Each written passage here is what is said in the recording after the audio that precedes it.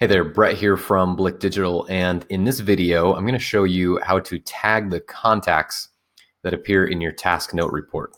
And usually when you're inside Infusionsoft and you're looking at a table that looks like this, you're able to come up here and click this Actions button, and there's usually an option to tag your contacts. In this case, there isn't.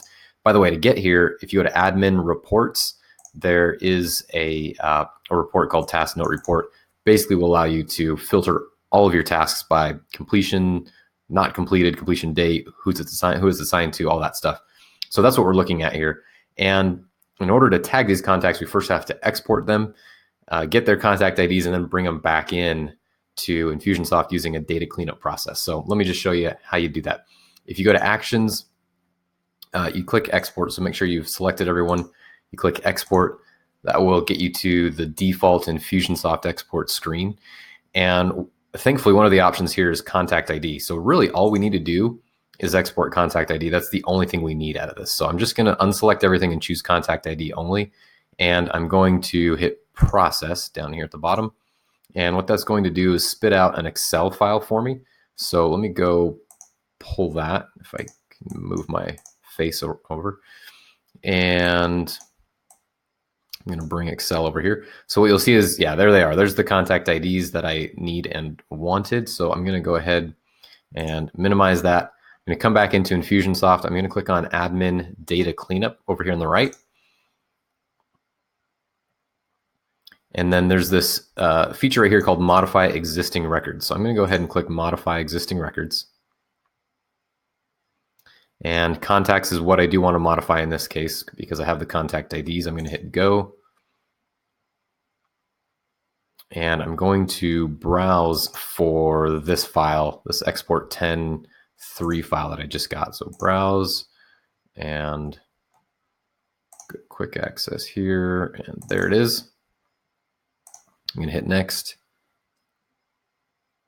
And basically all I want to do is, these are the fields inside in the file, and these are the fields inside Infusionsoft. I just want to make sure that that is matching to, under this key section, Infusionsoft keeps contact ID. So I'm going to hit next.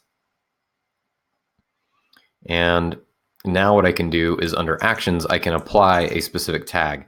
So right now, for whatever reason, probably on my last one, it defaulted to this tag. So I'm going to close out that one, but I'm going to choose a different tag, and I'm going to click Apply Remove Tag here. And I'm going to choose, we'll just call Move Forward, that test tag I have. And now I'm going to hit Done. And that will import or update those contacts. So one thing I want to point out here is I'm going to view the list of contacts I just updated. There likely isn't 8 full contacts here. Yeah, there's just 4. And I want to explain that briefly here. The reason for that is because I had some tasks were doubled up on the same contact a couple of times. And I saw that because when I went to this file here, I noticed, for example, like this was the same contact ID for all 3 tasks. So that person, we didn't need to apply multiple tags. We just want one tag for that one contact ID 99. Same thing with 4, that was in there 3 times. So that's why we're seeing a slightly different number between what we, the number of tasks we had and the actual contacts. But now if we were to look at these, you'll see under tags that move forward tag should be applied to all of them.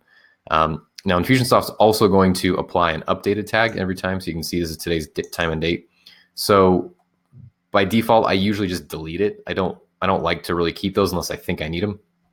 So I go to the tags area, I delete it. I also delete this saved search that it creates for me, just so that it's a little bit cleaner. So options, I'll just hit delete on this section here, which is just going to delete the saved search, not the contacts or tagged or anything like that. And then again, you just go up to the CRM and settings area, and that can delete the actual update tag that it would have auto created. So that's basically it. That's the process that I would go through. And if you have any questions, leave a comment below, and we'll talk to you soon. Thanks.